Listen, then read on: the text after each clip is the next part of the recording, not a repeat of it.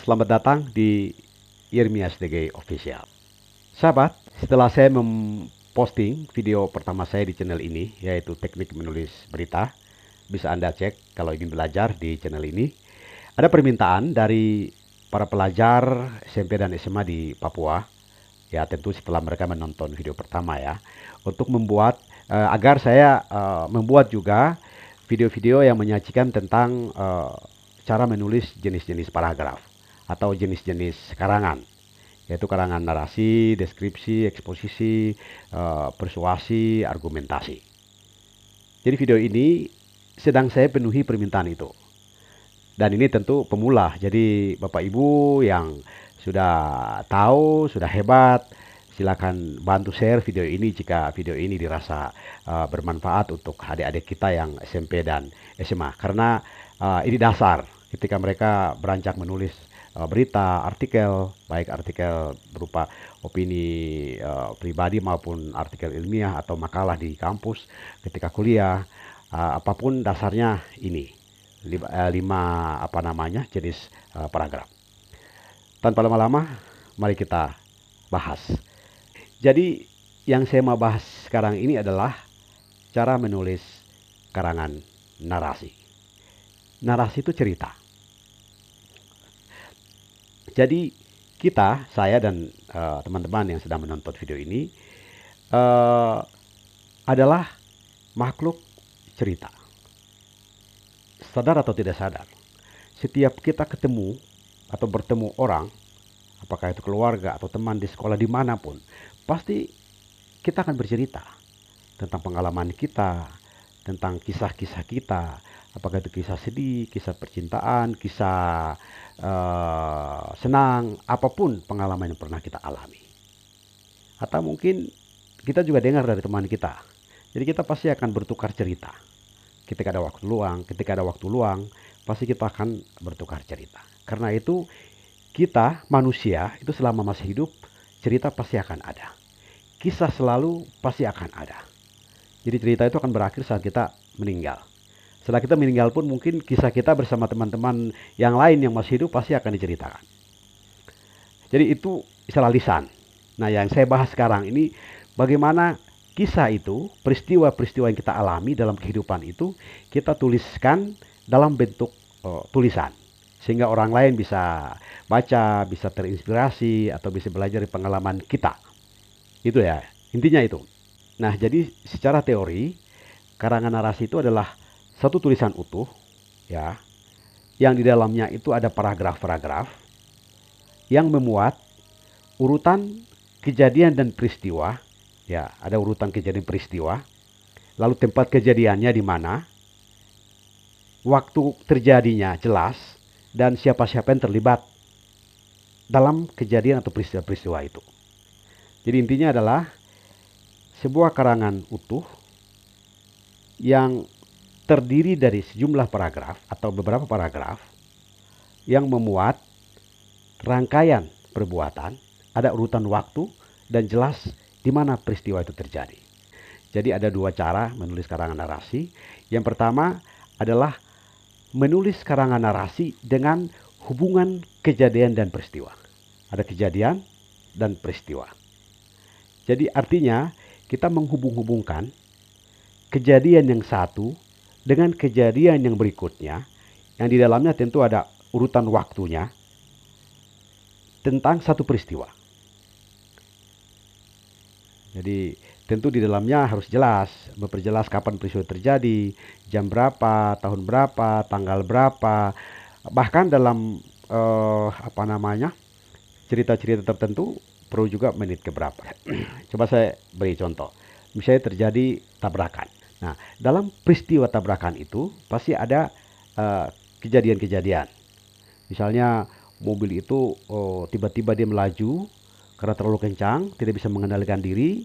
Lalu kemudian ada satu mobil di depan, tiba-tiba berhenti, dan mobil yang di belakang tidak bisa mengendalikan diri dan dia menabrak dari belakang misalnya. Lalu terjadi apa? Misalnya mobilnya mungkin bumper depannya peot atau kaca depan hancur, lalu orang-orang di dalam seperti apa. Dan jadi di situ dalam satu peristiwa itu aja kejadian-kejadian. Yang pertama ini, kedua ini, ketiga ini, dan seterusnya sampai akhirnya seperti apa. Kalau kita mau fokus hanya di peristiwa itu.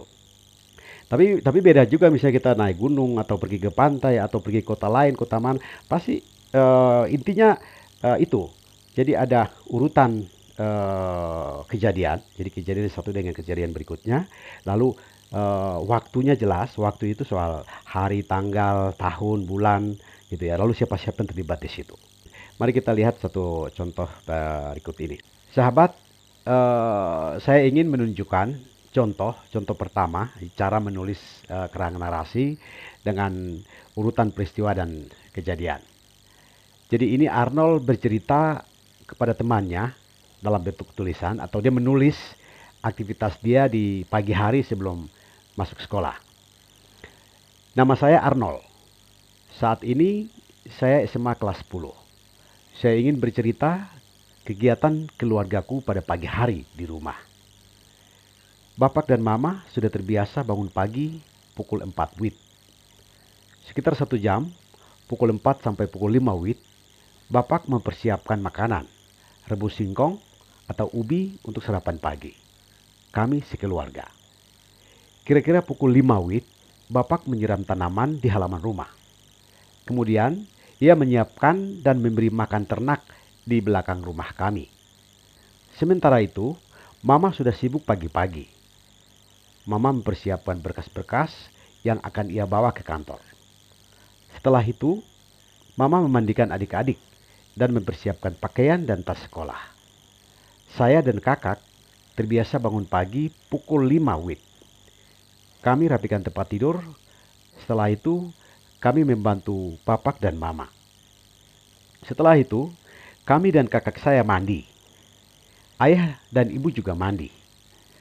Setelah semua sudah siap, pukul 6 WIB, kami sekeluarga menuju ke meja makan untuk sarapan pagi.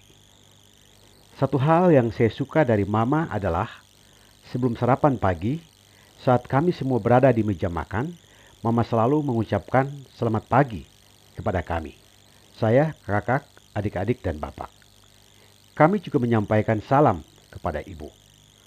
Setelah menyampaikan salam, biasanya Mama menunjuk salah satu orang untuk doa pagi. Pagi itu, Mama menunjuk Bapak untuk berdoa. Dan Bapak pimpin doa. Saya suka dengan cara Bapak mengawali doa. Ia mengawali begini. Selamat pagi Bapak di dalam kerajaan surga yang kami kenal melalui Tuhan Yesus Kristus. Engkau sungguh baik. Terima kasih atas penyertaan-Mu sepanjang malam. Kami juga bersyukur atas rahmat hari baru yang indah ini. Engkau berikan kami kesehatan dan kesempatan untuk memuliakan-Mu melalui kegiatan kami masing-masing. Bapak berdoa agak panjang. Ia berdoa untuk kami anak-anak dan Mama. Ia juga berdoa untuk orang lain. Ada yang unik dari doa Bapak adalah setiap kali ia berdoa, tidak pernah lupa berdoa untuk mereka yang ada dalam peperangan, penganiayaan, penindasan, tersiksa karena memperjuangkan HAM, tahanan politik, serta semua orang yang memperjuangkan kebenaran, keadilan, dan keselamatan. Waktu saya masih kecil, saya tidak paham apa arti dari doa Bapak. Tetapi saat ini saya sudah mulai memahami arti dari Bapak doa saya. Kira-kira setengah jam, pukul 6:10 sampai pukul 6:35 waktu Indonesia Timur, kami sarapan pagi. Pukul 6:35 saya dan kakak berangkat ke sekolah jalan kaki. Sekolah kami tidak jauh. Dari rumah ke sekolah hanya sekitar 500 meter. Kemudian, Bapak mengantar adik-adik ke sekolah dengan sepeda motor.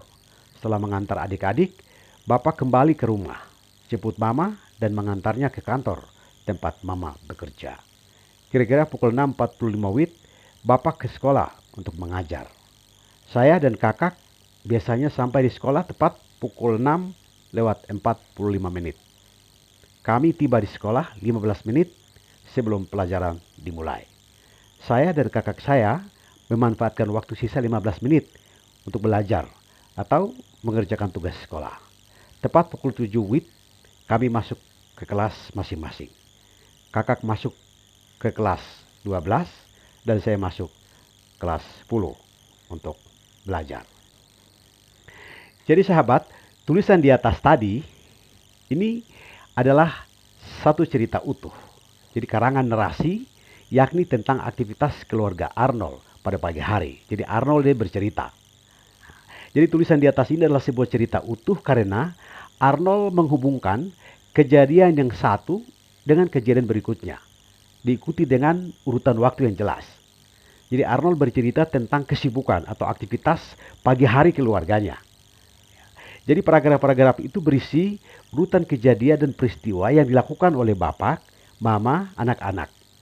Kegiatan bapak, mama, dan anak-anak diikuti dengan urutan waktu dan kejadian. Ya. Coba kita buktikan. Jadi kegiatan bapak pada pagi hari dimulai dari bangun pagi, menyiapkan sarapan pagi. Jadi kita buktikan. Jadi coba kita buktikan.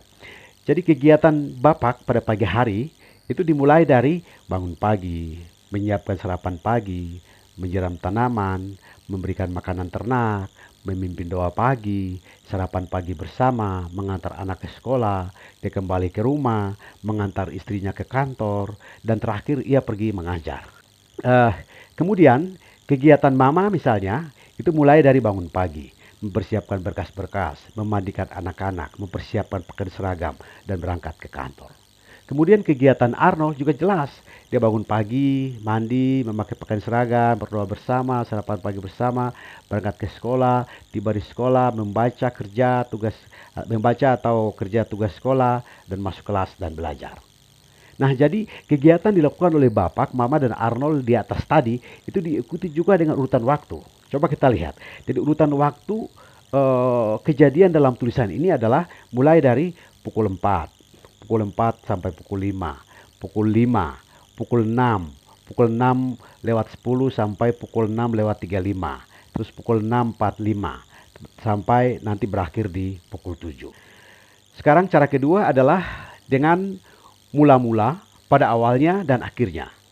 Jadi atau disebut atau dikenal juga dengan karangan narasi mula akhir. Nah, jadi cara kedua ini hanya menekankan pada bagaimana kita menguraikan cerita kita dengan mula-mula, pada awalnya, lalu, terus, kemudian, akhirnya. Jadi dia tidak banyak menguraikan tentang waktu, tidak banyak dijelaskan. Walaupun memang kadang-kadang dijelaskan juga soal tahun berapa, bulan apa. Nah itu. Coba kita lihat contoh berikut ini. Jadi yang kedua ini seseorang dia bercerita tentang bagaimana proses kreatif tulisannya dimuat di koran. Coba kita lihat. Bangga, tulisanku dimuat di koran.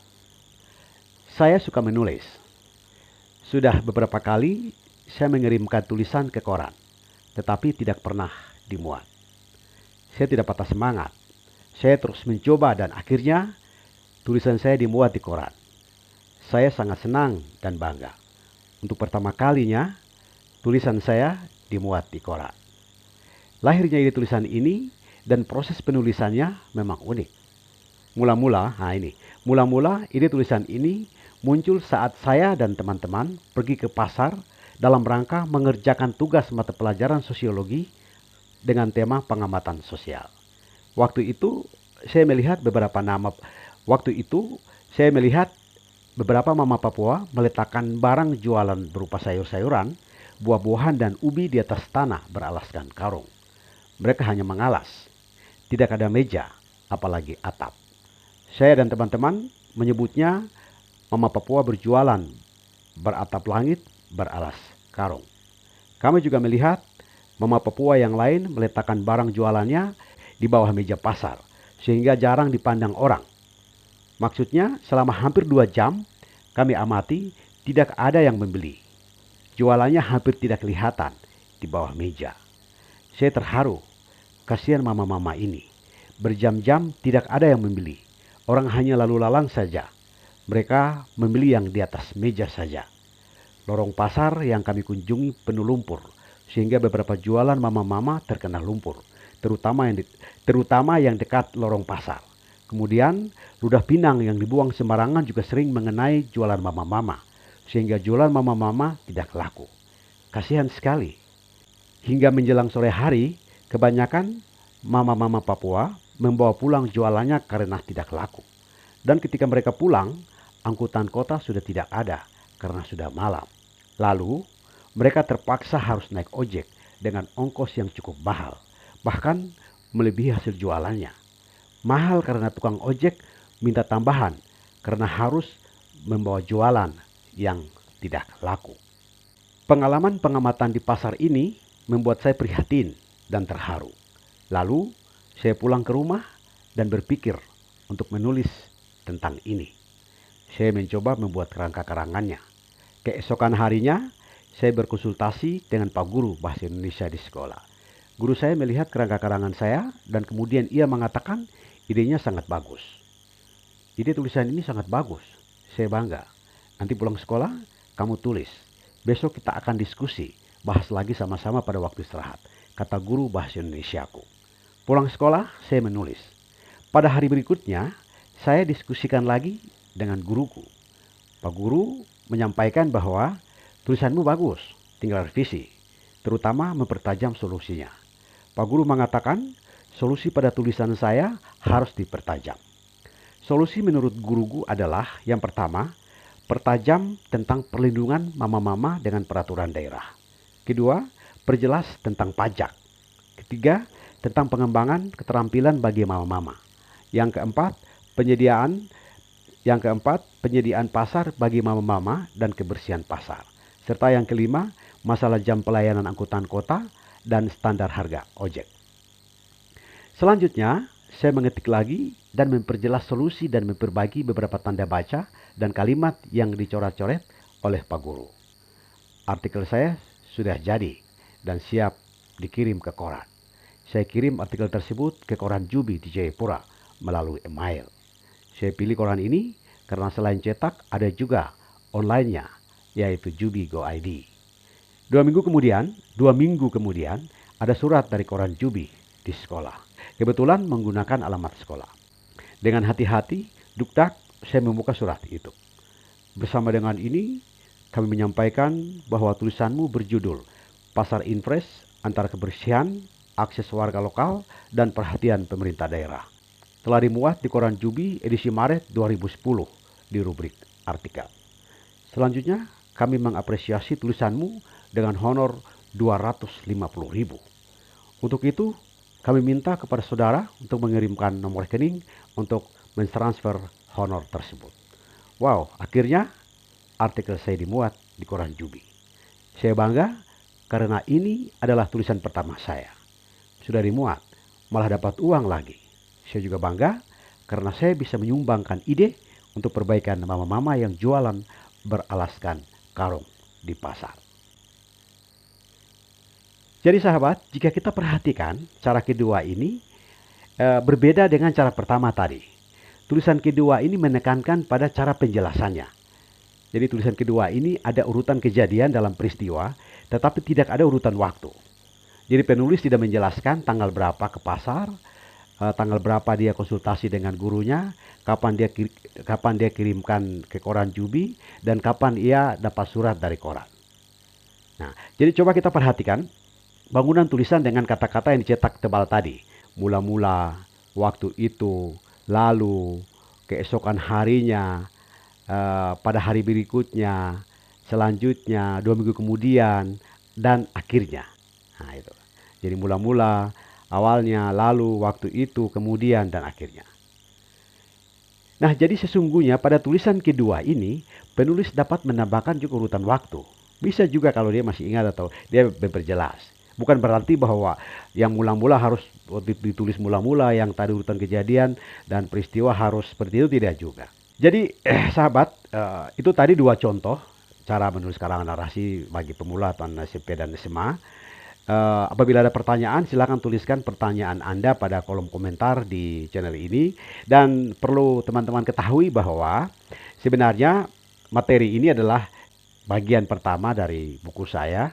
Jadi jika sahabat ingin mempelajari lebih dalam, lebih jauh, bisa pesan buku ini bisa hubungi di nomor telepon ini, dan tentu harganya sangat murah, dan harga ini tidak saya tuliskan di sini, nanti bisa kirim bisa Anda pesan lewat nomor handphone yang ada ini. Tentu harganya harga harga pelajar. Ini saya kembangkan dengan bahasa yang sederhana, contoh-contoh yang mudah agar teman-teman dapat mempelajarinya. Sekian dan terima kasih. Salam.